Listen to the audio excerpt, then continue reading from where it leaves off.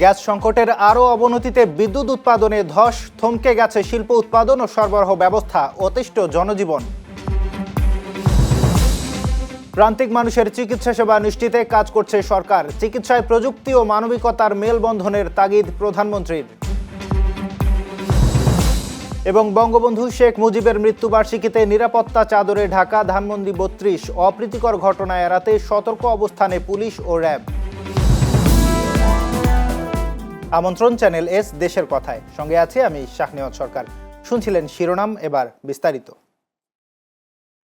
কক্সবাজারের মহেশখালীর ভাসমান এলএনজি টার্মিনালের সরবরাহ ঘাটতিতে দেশ জুড়ে গ্যাস ও বিদ্যুৎ সংকট তীব্র রূপ নিয়েছে। জাতীয় গ্রিডে সরবরাহ আশঙ্কাজনকভাবে কমে যাওয়ায় নরসিংদী, নারায়ণগঞ্জ ও সাভার আশুলিয়া শিল্পাঞ্চলের বহু কারখানা বন্ধের মুখে পড়েছে। বড় শিল্পে উৎপাদন ব্যাহত হওয়ার পাশাপাশি ডিজেল ব্যবহারে পোশাক ও চামড়া খাতে উৎপাদন খরচ ১৫০ থেকে ৩৯০% পর্যন্ত বৃদ্ধি পাওয়ায় রপ্তানি বাণিজ্য ঝুঁকিতে রয়েছে। বিদ্যুৎ উৎপাদন কমে যাওয়ায় সারা দেশে তীব্র লোডশেডিং চলছে। গ্রামে ৮ থেকে ১২ ঘন্টা এবং রাজশাহীতে ১২ থেকে ১৪ ঘন্টা পর্যন্ত বিদ্যুৎ থাকছে না। এতে কুষ্টিয়ার পরিবহন চালক সহ রাজশাহী ও সাভারের ব্যবসা প্রতিষ্ঠান স্থবির হয়ে পড়েছে। এদিকে সিএনজি পাম্পগুলোতে তীব্র গ্যাস সংকটে ঘন্টার পর ঘন্টা অপেক্ষা করতে গিয়ে চালকদের আয় কমেছে এবং রাজপথে দীর্ঘ সারির কারণে তৈরি হচ্ছে তীব্র যানজট। এছাড়া বাসাবাড়িতে গ্যাস সংকটে গ্রাহকদের চরম ভোগান্তি পোহাতে হচ্ছে। এই যে উত্তর RS সিএনজি পাম্পে 1 ঘন্টা সিরিয়ালে আছি, মানে 100 টাকার গ্যাস পুরায়া 140 টাকার গ্যাস ঢুকছে। এই হলো অবস্থা আমাদের। তেল তো এরকম সমস্যা হয়েছিল অনেকদিন, আপনারা দেখছেন। সেহেতু তেলটার সমস্যার দাম বাড়ার পরে সমাধান হয়ে গেছে। যদি গ্যাসও যদি এই অবস্থা, এই পরিস্থিতিতে গ্যাসের কিন্তু দাম বাড়ার পরেও যদি এটা সমাধান হয় তাহলে ওকে ফাইন, কোনো সমস্যা নেই। আপনার আমাদের মিশন নাই, 28 টাকার গ্যাস ঢুকলো গাড়িতে। গাড়ি চালাবো কেমন আর জমা দেবো কেমন? গ্যাস 300 টাকা, এখানে 50 টাকা গ্যাস পাইতেছি না গ্যাস। আমরা মেশিন চালাতে পারি না, আমাদের কাজ করতে পারি না। আমরা যদি শ্রমিকরা যদি বসে থাকি তাহলে আমাদের মালিকের ইনকাম হবে না, পরবর্তীতে আমাদের চাকরি হারানোর ঝুঁকি থাকবে। আমরা এই পর্যন্ত আজকাল 3-4 মাস ধরে সকালে আসি, বিকাল 5টা বাজে চলে যাই। তার কারণ আধা ঘন্টা গ্যাস থাকলেও সারাদিন গ্যাস থাকে না। আমরা কোম্পানিরা সিলিন্ডার কিনে এরপরে চালায়, কিন্তু এটা চালানো সম্ভব হয় না। এ পুরোপুরি বন্ধ। কত লাখ টাকার, কোটি টাকার মেশিন, এই মেশিন একদম অফ হয়ে রয়েছে। এই যে দেখেন, এখানে কোনো শ্রমিক নেই। কিন্তু বাংলাদেশ সরকার এর জন্য কি উদ্যোগ নিতেছে বা কি করতেছে আমরা এখনো বুঝতে পারতেছি না। এভাবে তো ইন্ডাস্ট্রি চলে না। ইন্ডাস্ট্রি যদি বন্ধ হয়ে যায় তাহলে তো দেশের অর্থনীতি পুরো বন্ধ হয়ে যাবে। আমি যখন প্রোডাকশন করতে পারবো না তখন আমার ইন্ডাস্ট্রির সব দিকে ক্ষতি। আমি ওয়ার্কারদের পেমেন্ট ঠিক মতন করতে পারবো না, আমার আনুষঙ্গিক সব পেমেন্ট করতে পারবো, বায়ারদের আমার রিকোয়ারমেন্ট আছে সবগুলোকে অর্ডার ক্যান্সেল হয়ে যাবে। তাহলে এভাবে তো আর সম্ভব না ইন্ডাস্ট্রি চালানো আর কি। দর্শক, রাজধানী থেকে গ্যাস সংকট ও লোডশেডিং পরিস্থিতির সবশেষ খবর জানাচ্ছেন সহকর্মী শান্ত মাহমুদ।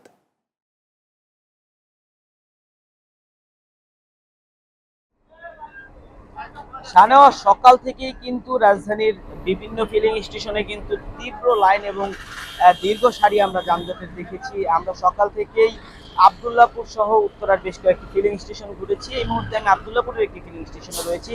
আব্দুল্লাহপুরের চিত্র যদি একটু বলার চেষ্টা করি, আব্দুল্লাহপুরে কিন্তু সর্বমোট 4টি সিএনজি পাম্প রয়েছে। 4টির মধ্যে কিন্তু গ্যাস সংকটের কারণে 2টি সিএনজি পাম্প এখন পর্যন্ত বন্ধ রয়েছে। সকাল থেকে যেমন তীব্র গরমের ফলেই কিন্তু যারা এখানে গ্যাস নিতে আসছেন তারা কিন্তু দীর্ঘ ভোগান্তির শিকার হচ্ছেন। যদি আব্দুল্লাহপুরের চিত্র একটু দেখানোর চেষ্টা করি, আব্দুল্লাহপুর থেকে ঠিক হাউস বিল্ডিং অংশ পর্যন্ত পুরো সড়কের একটি অংশ জুড়েই কিন্তু যারা এখানে সিএনজি নিতে আসছেন তাদের দীর্ঘ লাইন। যারা চালক রয়েছে তাদের সাথে কিন্তু আমরা কথা বলেছি, তারা কিন্তু আমাদেরকে বারবারই বলছে তাদের যেই কর্মঘণ্টা, সেই কর্মঘণ্টার বেশিরভাগ সময় কিন্তু এই গ্যাস সংগ্রহের জন্য কিন্তু তাদের ব্যয় হচ্ছে। এছাড়া আগের তুলনায় যারা সিএনজি চালক রয়েছে তাদের সাথেও আমরা কথা বলেছি, তারা কিন্তু আমাদের বলছে যে আগের তুলনায় তাদের আয় কিছুটা কমেছে। সকাল থেকে আমরা চালকদের সাথে আরো কথা বলেছি, তারা কিন্তু আমাদের জানিয়েছে আগে যেখানে 300 থেকে 350 টাকার গ্যাস তারা পেত স্বাভাবিক সময়, কিন্তু এখন সেই গ্যাস 40 থেকে 50 টাকার বেশি কিন্তু তারা পাচ্ছে না। শাহনেওয়াজ, এই ছিল উত্তরা থেকে আমার কাছে সর্বশেষ। ধন্যবাদ শান্ত। দর্শক, সাভার থেকে গ্যাস সংকটে শিল্প কারখানার কি অবস্থা তা নিয়ে বিস্তারিত জানাচ্ছেন সহকর্মী রাজীব মাহমুদ।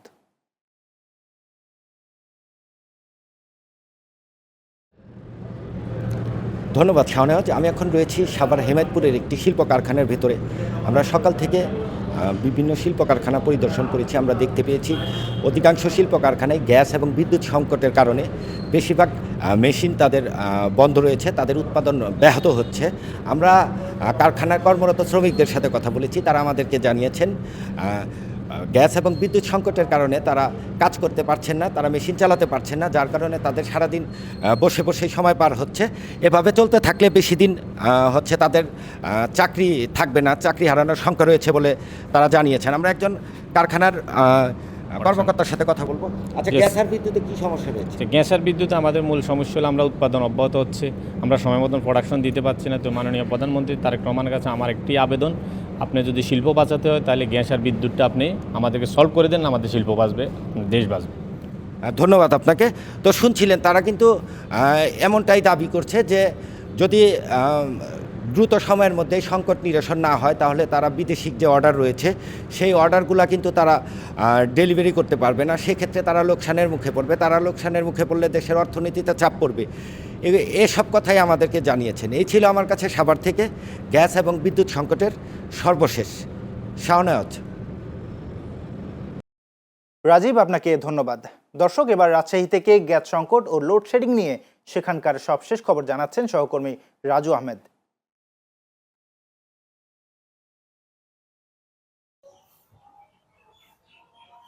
আমরা এই মুহূর্তে অবস্থান করছি রুয়েটের শহীদ প্রেসিডেন্ট জিয়াউর রহমান হলের সামনে। এই হলে মিনিমাম 500 জন শিক্ষার্থী থাকে। গত পরশুদিন রাজশাহীতে হঠাৎ করে গ্যাস সংকট দেখা দিলে পরে দুপুরবেলার এখানকার ডাইনিংটা বন্ধ হয়ে যায়।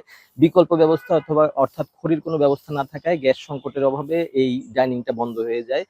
আমরা এখন পর্যন্ত পিজিসিএল এবং নেসকোর সঙ্গে কথা বলে যেটা জানতে পেরেছি যে রাজশাহীতে বিদ্যুতের প্রয়োজন পড়ে রাজশাহী জেলায় প্রায় 250 মেগাওয়াটের, এবং রাজশাহীতে পিজিসিএল এর যে গ্যাসের চাহিদা আছে সেই গ্যাসের চাহিদা সংখ্যা 3 থেকে 4 মিলিয়ন ঘনফুটের। তো রাজশাহীতে যে গ্যাস সংকটের ফলে শুধু যে এই রুয়েটে সমস্যা হয়েছে এমন না, রাজশাহীতে যে কেন্দ্রীয় কারাগার আছে সেই কেন্দ্রীয় কারাগারে কয়েদির সংখ্যা প্রায় 3000-এর মতো থাকে। সেই কয়েদিতেও গত পরশুদিন গ্যাস সংকটের কারণে ঠিক একই চিত্র হয়েছিল ওখানেও। তো ওখানে বিকল্প ব্যবস্থা থাকায় খড়ি দিয়ে তারা রান্না করে কয়েদিদের খাবার ব্যবস্থা করতে পেরেছিল, কিন্তু রুয়েটে যে 10টা হল আছে সেই 10টা হলে এই চিত্র দেখা যায়। প্রায় 4000 শিক্ষার্থী 10টা হলে বসবাস করে, তাদের খাবারের যে ডাইনিং সেটা নিয়ে একটা সংকট দেখা দেয়। পরবর্তীতে অবশ্য গতকালকে এই সংকটটা ছিল না। এদিকে যে বিদ্যুতের চাহিদা, সেই চাহিদার প্রেক্ষিতে আমাদেরকে নেসকো যেটা জানিয়েছে যারা 30 থেকে 40% সরবরাহ দিতে পারছিল। গতকালকে তুলনামূলক চিত্র ভালো ছিল, কিন্তু গতকালকের আগের চিত্র যদি বলি আমরা তাহলে পরে বলতে হয় যে প্রত্যেক দিন প্রায় 12 থেকে 14 ঘন্টা পর্যন্ত বিভিন্ন এলাকায় বিদ্যুৎ সংযোগবিহীন থাকতে হচ্ছিল নগরবাসীকে বা গ্রাহকদেরকে। উপজেলাগুলোতে বা গ্রাম অঞ্চলে এই চিত্র আরো বেশি খারাপ ছিল। তো রাজশাহীর যে বিদ্যুৎ এবং গ্যাস সংকট নিয়ে এই ছিল আমার কাছে সর্বশেষ। ধন্যবাদ রাজু। দরিদ্র ও প্রান্তিক জনগোষ্ঠীর দোরগোড়ায় চিকিৎসা সেবা পৌঁছে দিতে সরকার নিরলসভাবে কাজ করছে বলে জানিয়েছেন প্রধানমন্ত্রী তারেক রহমান। আজ আগারগাঁওয়ে ন্যাশনাল ইনস্টিটিউট অব নিউরোসায়েন্স ও হাসপাতালের সম্প্রসারিত 500 শয্যার নতুন ভবন উদ্বোধন শেষে আয়োজিত আলোচনা সভায় তিনি একথা বলেন। প্রধানমন্ত্রী বলেন, রোগ নির্ণয়ে প্রযুক্তি গুরুত্বপূর্ণ হলেও রোগীর প্রতি চিকিৎসকদের মানবিক আচরণ এবং চিকিৎসক, রোগী ও স্বজনদের মধ্যে পারস্পরিক আস্থার কোনো বিকল্প নেই। শিশু স্বাস্থ্যের উন্নয়নে সরকারের বিশেষ গুরুত্বের কথা উল্লেখ করে তিনি জানান, আগামী অক্টোবরে আরও 5টি বিশেষায়িত হাসপাতাল উদ্বোধন করা হবে। এর আগে নতুন ভবন উদ্বোধনের পর প্রধানমন্ত্রী সেখানে গাছের চারা রোপণ করেন। এ সময় তার সঙ্গে ছিলেন স্ত্রী ডাক্তার জুবাইদা রহমান। নতুন এই ভবন যুক্ত হওয়ায় হাসপাতালটির মোট শয্যা সংখ্যা 1000-এ উন্নীত হয়েছে। ফলে এটি এখন দেশের বৃহত্তম বিশেষায়িত স্নায়ুরোগ চিকিৎসা কেন্দ্র। শুধু প্রযুক্তি থাকলে একটি স্বাস্থ্য ব্যবস্থা উন্নত হয় না, এর সঙ্গে মানসিকতা অত্যন্ত গুরুত্বপূর্ণ। কারণ প্রযুক্তি রোগ শনাক্ত করতে পারে, কিন্তু রোগীর ভয়, উদ্বেগ এবং মানসিক কষ্ট বুঝে তাকে আশ্বস্ত করার ক্ষেত্রে চিকিৎসকদের মানবিক আচরণের বিকল্প নেই। খুলনা, বরিশাল, রংপুর ও রাজশাহী বিভাগ এবং কুমিল্লা জেলায় একটি করে 200 শয্যা বিশিষ্ট বিশেষায়িত শিশু হাসপাতাল চালু করার কাজ শুরু করেছে সরকার। ইনশাল্লাহ আগামী অক্টোবর মাসে এই একযোগে এই 5টি বিশেষায়িত শিশু হাসপাতাল চালু করতে সক্ষম হবে ইনশাল্লাহ। স্বাধীন বাংলাদেশের স্থপতি সাবেক রাষ্ট্রপতি বঙ্গবন্ধু শেখ মুজিবুর রহমানের মৃত্যুবার্ষিকী আজ। 1975 সালের এই দিনে একদল বিপথগামী সেনা সদস্য তাকে ধানমন্ডির বাড়িতে সপরিবারে নির্মমভাবে হত্যা করে। ধানমন্ডি 32 নম্বর ও আশপাশের এলাকায় নিরাপত্তা জোরদার করেছে আইন শৃঙ্খলা রক্ষাকারী বাহিনী। পুলিশ ও র্যাবের অতিরিক্ত সদস্য মোতায়েন সহ মূল প্রবেশপথে ব্যারিকেড দিয়ে রাখা হয়েছে। ব্যারিকেডের ভেতরে পুলিশ সদস্যরা অবস্থান করছেন এবং যে কোনো অপ্রীতিকর পরিস্থিতি মোকাবেলায় প্রস্তুত রাখা হয়েছে জলকামান। 32 নম্বরের পশ্চিম অংশ সহ পুরো এলাকা কঠোর নিরাপত্তার চাদরে ঢেকে রাখা হয়েছে এবং সাধারণ মানুষের চলাচলে নজরদারি বাড়ানো হয়েছে। সকালে সেখানে ফুল দিতে গেলে একজনকে আটক করা হয়। 2024 সালের জুলাই আগস্টের গণ অভ্যুত্থানে ধানমন্ডি 32 নম্বরের এই বাড়িটি কয়েক দফা ভাঙচুর ও অগ্নিসংযোগে মারাত্মকভাবে ক্ষতিগ্রস্ত হয়। এরপর থেকেই ওই এলাকায় সাধারণ প্রবেশাধিকার নিয়ন্ত্রিত রয়েছে। 15 আগস্টকে কেন্দ্র করে নিরাপত্তা বাহিনীর এই তৎপরতা আরও বেড়েছে। 15 আগস্ট বঙ্গবন্ধুর শাহাদাত বার্ষিকীকে ঘিরে গোপালগঞ্জের টুঙ্গিপাড়ায় বঙ্গবন্ধুর সমাধি সৌধ কমপ্লেক্স সহ জেলার বিভিন্ন গুরুত্বপূর্ণ স্থানে জোরদার করা হয়েছে নিরাপত্তা ব্যবস্থা। মোতায়েন করা হয়েছে 5 প্লাটুন বিজিবি। শুক্রবার বিকেল থেকেই গোপালগঞ্জ জেলা প্রশাসক মোহাম্মদ আরিফুজ্জামান ও পুলিশ সুপার মোহাম্মদ হাবিবুল্লাহর নেতৃত্বে যৌথ বাহিনীর একটি টহল বের হয়। এছাড়াও নিষিদ্ধ ঘোষিত আওয়ামী লীগের যে কোনো কর্মসূচি বা অপ্রীতিকর ঘটনা এড়াতে জেলার বিভিন্ন গুরুত্বপূর্ণ স্থানে বসানো হয়েছে অস্থায়ী চেকপোস্ট। তৎপর রয়েছে আইন শৃঙ্খলা বাহিনীর সদস্যরাও। বঙ্গবন্ধুর সমাধি সৌধ কমপ্লেক্সের 3টি গেটই রয়েছে বন্ধ। সেখানে সতর্ক অবস্থানে রয়েছে আইন শৃঙ্খলা রক্ষাকারী বাহিনী। এছাড়া 5 প্লাটুন বিজিবির পাশাপাশি মোতায়েন করা হয়েছে 8 প্লাটুন আর্মড পুলিশও। সাবেক প্রধানমন্ত্রী এবং বিএনপির সাবেক চেয়ারপারসন প্রয়াত খালেদা জিয়ার 82তম জন্মদিন আজ। 1945 সালের এই দিনে দিনাজপুরে জন্ম হয়েছিল তার। দিনটি উপলক্ষে আজ বেলা 11টায় রাজধানীর নয়াপল্টনে বিএনপির কেন্দ্রীয় কার্যালয়ে মিলাদ ও দোয়া মাহফিল অনুষ্ঠিত হয়েছে। অনুষ্ঠানে বিএনপির জ্যেষ্ঠ নেতারা উপস্থিত ছিলেন। এছাড়া দেশব্যাপী বিএনপি এবং দলটির অঙ্গ ও সহযোগী সংগঠনের নেতাকর্মী ও সমর্থকরা মিলাদ ও দোয়া মাহফিলের আয়োজন করে। 1945 সালের 15 আগস্ট ইস্কান্দার মজুমদার ও তৈয়বা মজুমদারের ঘরে জন্ম হয় খালেদা জিয়ার। 1960 সালে সাবেক রাষ্ট্রপতি জিয়াউর রহমানের সঙ্গে বিয়ে হয় তার। বাংলাদেশের প্রথম নারী প্রধানমন্ত্রী ছিলেন তিনি। 1991 সাল থেকে তিনি 3 বার বাংলাদেশের প্রধানমন্ত্রী হিসেবে দায়িত্ব পালন করেন। 2025 সালের 30 ডিসেম্বর রাজধানীর একটি হাসপাতালে চিকিৎসাধীন অবস্থায় মৃত্যু হয় খালেদা জিয়ার। ভারতের স্বাধীনতা দিবস উপলক্ষে আজ বেনাপোল পেট্রোপোল স্থলবন্দর দিয়ে বাংলাদেশ ও ভারতের মধ্যে সব ধরনের আমদানি রপ্তানি বাণিজ্য বন্ধ রয়েছে। ভারতের একদিনের সরকারি ছুটির কারণে এদিন বেনাপোল কাস্টমস হাউস ও বন্দরের দাপ্তরিক কার্যক্রম স্থগিত থাকে। ওপার থেকে পেট্রোপোল C&F ব্যবসায়ী সংগঠন বিষয়টি আগেই বেনাপোল বন্দর কর্তৃপক্ষকে নিশ্চিত করে। বেনাপোল স্থলবন্দরের ভারপ্রাপ্ত পরিচালক রুহুল আমিন জানান, ছুটির পর আগামীকাল সকাল থেকে সীমান্ত বাণিজ্য পুনরায় স্বাভাবিক নিয়মে শুরু হবে। বাণিজ্যিক কার্যক্রম বন্ধ থাকলেও বেনাপোল আন্তর্জাতিক চেকপোস্ট ইমিগ্রেশন দিয়ে 2 দেশের বৈধ পাসপোর্টধারী যাত্রীদের যাতায়াত স্বাভাবিক রয়েছে বলে জানান ইমিগ্রেশনের ভারপ্রাপ্ত কর্মকর্তা সাইফুর রহমান। ঠাকুরগাঁওয়ের পীরগঞ্জের বাঁশগাড়া গ্রামের লাচ্ছি নদীর ওপর নির্মিত কাঠের সাঁকো ভেঙে গিয়ে চরম ভোগান্তিতে পড়েছেন দৌলতপুর ইউনিয়নের হাজারো মানুষ। সরাসরি যোগাযোগ বিচ্ছিন্ন হয়ে পড়ায় বিপাকে পড়েছেন শিক্ষার্থী, রোগী ও স্থানীয় কৃষকেরা। দ্রুত একটি স্থায়ী সেতু নির্মাণের দাবি এলাকাবাসীর। পীরগঞ্জ থেকে প্রতিনিধি বিষ্ণুপদ রায়ের পাঠানো তথ্য ও চিত্রে বিস্তারিত দেখুন ডেস্ক রিপোর্টে। পীরগঞ্জ উপজেলার দৌলতপুর ইউনিয়নের বাঁশগাড়া গ্রামের বাসিন্দাদের দৈনন্দিন পারাপারের একমাত্র ভরসা ছিল এই সাঁকোটি। দীর্ঘদিন সংস্কার না হওয়ায় বর্ষায় জরাজীর্ণ সাঁকোটি মাঝ অংশে ভেঙে নদী পারাপার পুরোপুরি বন্ধ হয়ে গেছে। এতে উপজেলার সঙ্গে যোগাযোগ বিচ্ছিন্ন হওয়ায় মারাত্মক বিপাকে পড়েছে নদী পারের মানুষ। ঝুঁকিপূর্ণ পারাপারে সবচেয়ে বেশি দুর্ভোগে পড়েছে কোমলমতি শিক্ষার্থীরা। পাশাপাশি জরুরি রোগী পরিবহন ও কৃষি পণ্য বাজারে নিতে হিমশিম খাচ্ছেন স্থানীয়রা।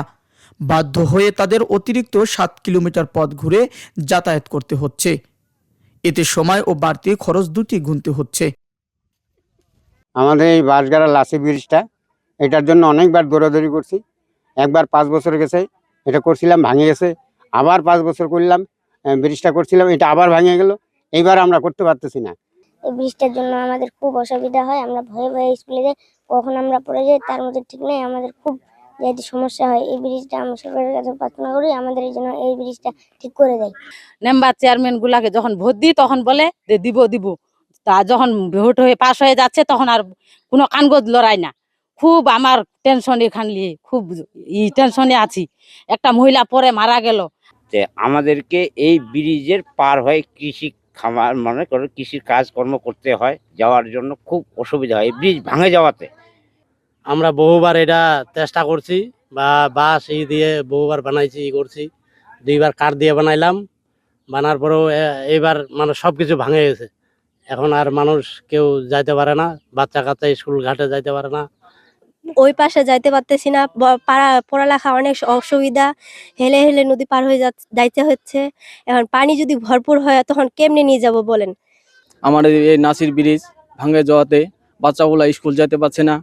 আমাদের সরকারের কাছে আবেদন, মোহাম্মদ তারেক জিয়া রহমানের নেতৃত্বে আমার ব্রিজটা যাতে তাড়াতাড়ি ঠিক হয়ে যায়। বাঁশগাড়া গ্রামের বাসিন্দাদের দীর্ঘদিনের দুঃখ এই জরাজীর্ণ সাঁকোটি। বারবার দাবি জানানো হলেও টেকসই সেতু মেলেনি বলে জানালেন এই জনপ্রতিনিধি। এই গ্রামের একটি ছিটমহল আছে, সেটি নদী খাড়ির এলাকায় অবস্থিত, এবং সেটিতে একটি কাঠের দ্বারা একটি নির্মিত সাঁকো ছিল। সাঁকোটি নষ্ট হয়ে গেছে, ফলে ওই এলাকার লোকের দুঃখ দুর্দশার শেষ নাই। আমি উপজেলা নির্বাহীকে এটি মেরামতের জন্য দাবি জানিয়েছি, এবং আজকে যারা সাংবাদিক মহোদয় আসছেন এটি তুলে ধরার জন্য ওনাদেরকে ধন্যবাদ জানাচ্ছি। সরকার যেন অনতিবিলম্বে এটি তৈরি অথবা সংস্কার করে দেন। সামাজিক যোগাযোগ মাধ্যমে বিষয়টি নজরে আসার পর দ্রুত পরিদর্শনের মাধ্যমে মেরামতের আশ্বাস দিয়েছে উপজেলা প্রশাসন। আমরা গণমাধ্যম তথা ফেসবুকের মাধ্যমে জানতে পারি যে দৌলতপুর ইউনিয়নের সিট বাঁশগাড়া গ্রামে মানুষের পারাপারের জন্য লাচ্ছি নদীর উপরে একটি কাঠের ব্রিজ রয়েছে। ব্রিজটি সম্প্রতি ভেঙে গিয়েছে মর্মে একটা নিউজ হয়েছে এবং ছবিও দেখেছি। আমরা সরজমিন তদন্ত করে প্রয়োজনীয় ব্যবস্থা আমরা গ্রহণ করব। এটি সংস্কার করে দেওয়ার সর্বোচ্চ প্রচেষ্টা থাকবে। তবে কেবল সাময়িক মেরামত নয়, দুর্ভোগ এড়াতে লাচ্ছি নদীর এই গুরুত্বপূর্ণ পয়েন্টে অনতিবিলম্বে একটি স্থায়ী ও টেকসই পাকা সেতু নির্মাণের জোর দাবি জানিয়েছেন ভুক্তভোগী এলাকাবাসী। আবনেম Shah, channel S news desk. সারা দেশে হাম ও ডেঙ্গু পরিস্থিতি উদ্বেগজনক। স্বাস্থ্য অধিদপ্তরের তথ্য মতে গত 24 ঘন্টায় দেশে হাম ও এর উপসর্গ নিয়ে 4 শিশুর মৃত্যুতে মোট প্রাণহানি 894 জনে পৌঁছেছে। একই সময়ে নতুন করে 1159 জন আক্রান্ত হয়েছেন। অন্যদিকে এ পর্যন্ত দেশে ডেঙ্গুতে আক্রান্ত হয়ে 22,243 জন হাসপাতালে ভর্তি এবং 65 জনের মৃত্যু হয়েছে। এদিকে কক্সবাজারে হামের সংক্রমণ প্রতিরোধে টিকাদান কর্মসূচি বাস্তবায়ন করা হয়েছে। জেলার 9টি উপজেলার 1782টি কেন্দ্রে 3,58,000-এর বেশি শিশুকে টিকার আওতায় আনা হয়, যেখানে ঝুঁকিপূর্ণ রামু ও মহেশখালীর 1,20,000 শিশু অগ্রাধিকার পায়। পাশাপাশি জেলাটিতে ডেঙ্গু পরিস্থিতিও উদ্বেগজনক। এ পর্যন্ত আক্রান্ত 1,898 জন, মৃত্যু হয়েছে 1 জনের এবং 21 জন চিকিৎসাধীন। সার্বিক পরিস্থিতিতে টিকাদানের পাশাপাশি মশক নিয়ন্ত্রণ ও জনসচেতনতা বাড়ানোর তাগিদ দেওয়া হয়েছে। দর্শক, কক্সবাজার থেকে হাম ও ডেঙ্গু পরিস্থিতির সবশেষ খবর জানাচ্ছেন সহকর্মী আয়াস রনি।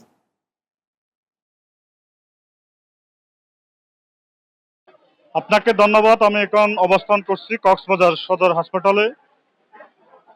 কক্সবাজারে ডেঙ্গু এবং হামের প্রাদুর্ভাব গত কয়েক সপ্তাহে একটু কম ছিল, এই সপ্তাহে আবার বৃদ্ধি পেতে আরম্ভ করেছে। এই সদর হাসপাতাল এবং সিভিল সার্জন কার্যালয়ের সূত্রে আমরা যেটা জানতে পেরেছি, কক্সবাজারে 24 ঘন্টায় হামের রোগী ভর্তি হয়েছে কক্সবাজার জেলা হাসপাতাল সমূহের মধ্যে 26 জন এবং ডেঙ্গু আক্রান্ত রোগীর সংখ্যা 13 জন। তার মধ্যে চলিত বছরের এই শুরু থেকে আজকে পর্যন্ত হাম রোগীর সংখ্যা 5,502 জন এবং ডেঙ্গু রোগীর সংখ্যা 1,898 জন। এছাড়া কক্সবাজারে আপনার হামে আক্রান্ত চলিত বছরে আক্রান্ত হয়ে মৃত্যুবরণ করেছে 18 জন রোগী এবং ডেঙ্গু রোগে আক্রান্ত হয়ে 1 জন রোহিঙ্গা মৃত্যুবরণ করেছে, এমনটা তথ্য জানিয়েছেন আমাদেরকে কক্সবাজার সিভিল সার্জন কার্যালয়। এছাড়া কক্সবাজারের যে আপনার এই হাম এবং রুবেলার টিকা এই আপনার এই আপনার ইউনিসেফ এবং WHO সহায়তায় 6.5 লক্ষ শিশুকে 6 মাস থেকে আপনার 5 বছরের শিশুদের টিকার আওতায় নিয়ে আসা হয়েছে। এই ছিল কক্সবাজার থেকে আমার কাছে সর্বশেষ তথ্য। ধন্যবাদ আয়াস। খেলাধুলাকে শুধু বিনোদন হিসেবে দেখলে হবে না, এটিকে একটি সম্ভাবনাময় অর্থনৈতিক কর্মকাণ্ড ও ক্যারিয়ার হিসেবেও গড়ে তুলতে হবে বলে জানিয়েছেন অর্থ এবং পরিকল্পনা মন্ত্রী আমির খসরু মাহমুদ চৌধুরী। শুক্রবার বিকেলে চট্টগ্রাম জেলা স্টেডিয়ামে বাংলাদেশ জাতীয়তাবাদী দল চট্টগ্রাম মহানগর আয়োজিত শহীদ জিয়া ও খালেদা জিয়া স্মৃতি আন্তঃস্কুল গোল্ড কাপ ফুটবল টুর্নামেন্ট 2026 উদ্বোধন অনুষ্ঠানে প্রধান অতিথির বক্তব্যে তিনি এসব কথা বলেন। মন্ত্রী বলেন, শুধু বই পড়ার মধ্য দিয়ে একটি শিশুর পরিপূর্ণ বিকাশ সম্ভব নয়। লেখাপড়ার পাশাপাশি খেলাধুলা, সংস্কৃতি চর্চা ও কারিগরি শিক্ষার সমন্বয়ের মাধ্যমে আগামী প্রজন্মকে গড়ে তুলতে হবে। টুর্নামেন্ট কমিটির আহ্বায়ক নিয়াজ মোহাম্মদ খানের সভাপতিত্বে বক্তব্য রাখেন চট্টগ্রাম ৯ আসনের সংসদ সদস্য আবু সুফিয়ান, বিএনপি চট্টগ্রাম মহানগরের সদস্য সচিব নাজিমুর রহমান সহ অনেকেই। ঢাকা সহ দেশের 7টি অঞ্চলে ঘন্টায় ৪৫ থেকে ৬০ কিলোমিটার বেগে ঝোড়ো হাওয়া ও বজ্রসহ বৃষ্টির পূর্বাভাস দিয়েছে আবহাওয়া অধিদপ্তর। এর পাশাপাশি নদী বন্দরগুলোকে ১ নম্বর সতর্ক সংকেত দেখাতে বলা হয়েছে। গত ২৪ ঘন্টায় ঢাকায় সামান্য বৃষ্টি হলেও তাপমাত্রা প্রায় অপরিবর্তিত থাকবে। অন্যদিকে রংপুর বিভাগে বৃষ্টিহীনতায় তীব্র গরম ও বিদ্যুৎ বিভ্রাটে জনজীবন অতিষ্ঠ হলেও শিগগিরই সেখানে বৃষ্টিপাতের মাধ্যমে গরম কমার সম্ভাবনা রয়েছে। এদিকে পানি উন্নয়ন বোর্ডের বন্যা পূর্বাভাস ও সতর্কীকরণ কেন্দ্র জানিয়েছে, সিলেটে কুশিয়ারা নদীর পানি বিপদসীমার উপর দিয়ে প্রবাহিত হচ্ছে। আগামী ৭২ ঘন্টায় তিস্তা নদীর পানি বেড়ে নীলফামারী, লালমনিরহাট ও রংপুরের কিছু নিম্নাঞ্চল প্লাবিত হওয়ার শঙ্কা রয়েছে। তবে দেশের উত্তর ও দক্ষিণ পূর্বাঞ্চলের নদ নদীর পানি ওঠানামা করলেও ব্রহ্মপুত্র, যমুনা, গঙ্গা ও পদ্মার পানি বিপদসীমার নিচেই অবস্থান করছে। গরমে অতিষ্ঠে আমরা ভাড়া মারতে পারতেছি না, যাত্রীও কম হচ্ছে। গরমের অতিষ্ঠিত তো কারেন্ট বিদ্যুৎ থাকে না, ইনকাম আমাদের শুধু কম।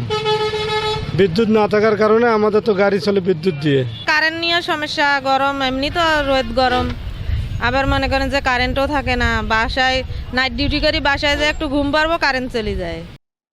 দর্শক, রংপুর থেকে আবহাওয়া নিয়ে সবশেষ জানাচ্ছেন সহকর্মী রবিউল ইসলাম।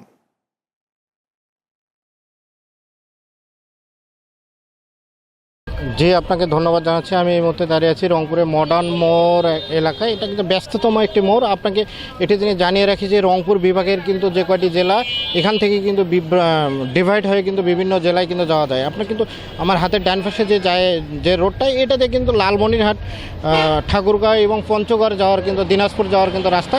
আরেকটি যদি আমি জানিয়ে রাখি যে হাতের বাম পাশে যে জায়গাটি গিয়েছে, এটা কিন্তু দিনাজপুর এবং এটা লালমনিরহাট এবং কুড়িগ্রামে যাওয়ার কথা। আপনাকে যদি আমি আর একটু তথ্য দিয়ে রাখি যে রংপুরে যে গরমের যে তীব্রতা, সেটা কিন্তু অনেকটা বেশি। এই যে ২-১ দিনের যে তীব্র গরম এবং কোথাও কিন্তু মেঘলা আকাশ, আবার কোথাও কোথাও কিন্তু ভ্যাপসা গরম, এই গরমে কিন্তু জনজীবন অনেকটা অতিষ্ঠ। আপনাকে আমি রংপুর যদি বিদ্যুৎ ব্যবস্থার কথা একটু বলে রাখি যে রংপুরেও কিন্তু লোডশেডিংয়ের মুখোমুখি হচ্ছে অনেক এলাকায়। বিশেষ করে রাত্রেবেলায় যে লোডশেডিং, এই লোডশেডিংটা অনেক পরিবারের কিন্তু দুশ্চিন্তার কারণ হয়ে দাঁড়াচ্ছে। শিশু থেকে বৃদ্ধকে নিয়ে পরিবার প্রধান কিন্তু অনেক দুশ্চিন্তায় থাকেন যে এই লোডশেডিংয়ে তাদের বড় ধরনের ক্ষতি হবে কি না। আপনাকে আরেকটু তথ্য যদি আমি একটু দিয়ে রাখি যে আজকে যে আবহাওয়া অফিস, রংপুর আবহাওয়া অফিসের তথ্য, সেটা অনুযায়ী কিন্তু 31 থেকে 32 সেন্টিমিটার পর্যন্ত তাপমাত্রা হতে পারে। ফির রাত্রে কিন্তু তাপমাত্রা কিছুটা কমতে পারে বলে এমন তথ্য আমাদের রংপুর আবহাওয়া অফিস দিয়েছেন। তবে রংপুরে এখন পর্যন্ত বৃষ্টির কোনো দেখা মেলে নেই। তবে এই তীব্র গরমে রংপুরবাসী কিন্তু নাজেহাল অবস্থার মধ্যে আছে। তবে রংপুর থেকে আমার কাছে এতটুকুই ছিল। ধন্যবাদ রবিউল। চ্যানেল এস দেশের কথা শেষ করার আগে শিরোনামগুলো দেখে নিচ্ছি আরও একবার। গ্যাস সংকটের আরও অবনতিতে বিদ্যুৎ উৎপাদনে ধস, থমকে গেছে শিল্প উৎপাদন ও সরবরাহ ব্যবস্থা, অতিষ্ঠ জনজীবন। প্রান্তিক মানুষের চিকিৎসা সেবা নিশ্চিতে কাজ করছে সরকার, চিকিৎসায় প্রযুক্তি ও মানবিকতার মেলবন্ধনের তাগিদ প্রধানমন্ত্রীর। বঙ্গবন্ধু শেখ মুজিবের মৃত্যুবার্ষিকীতে নিরাপত্তা চাদরে ঢাকা ধানমন্ডি ৩২, অপ্রীতিকর ঘটনা এড়াতে সতর্ক অবস্থানে পুলিশ ও র্যাব। পীরগঞ্জে লাচ্ছি নদীর কাঠের সাঁকো ভেঙে যোগাযোগ বিচ্ছিন্ন, চরম ভোগান্তিতে হাজারো মানুষ, স্থায়ী সেতু নির্মাণের দাবি। এবং ঢাকা সহ বিভিন্ন অঞ্চলে বজ্রবৃষ্টির সম্ভাবনা, কুশিয়ারার পানি বিপদসীমার ওপরে, তিস্তার পানি বেড়ে 3 জেলার নিম্নাঞ্চলে প্লাবনের শঙ্কা। এই ছিল চ্যানেল এস দেশের কথায়। দর্শক, চ্যানেল এস এর সব সংবাদ দেখতে ভিজিট করুন youtube.com/channelsnews এবং facebook.com/channelsnews এই পেজে। এতক্ষণ সাথে থাকার জন্য ধন্যবাদ।